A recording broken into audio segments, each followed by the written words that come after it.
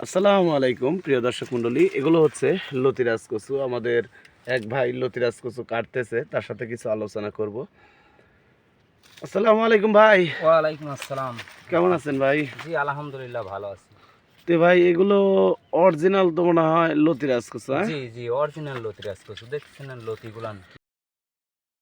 আচ্ছা ভাই, 1 বিঘা জমি থেকে সপ্তাহে কেমন লতি তাই হয়? লতি কাটতেছি ভাই, 1 বিঘা জমি থেকে আপনার 8 মনও আসে। মানে কিছু সপ্তাহে 8 মন কাটি, কিছু সপ্তাহে 9 মন কাটি, 8.5 মন কাটি, 10 9 মন এরকম করে এখন মানে আসতে থাকে। চালানের উপর হ্যাঁ হিসাব হয়। চালানের। আচ্ছা, তো ভাই এই কচুটা লাগানোর নিয়ম কিভাবে? কচুটা লাগানো আপনি লাইনে লাগাইছি 1 হাত পর পর, এই হুম, দেখেন জাস্ট 1 এক হাত হাতে পর এক পর। হাত, এই লাইন থেকে এই লাইন আপনার 1.5 হাত পর।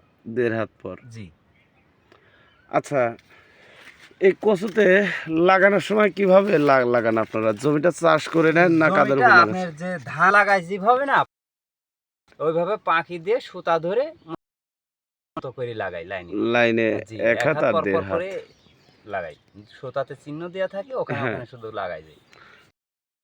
আপনারা যদি লতিরাজ কচু চাষ করেন তাহলে আমাদের সাথে যোগাযোগ করতে পারেন। আমরা বাংলাদেশের প্রত্যেক জেলায় এই লতিরাজ কচু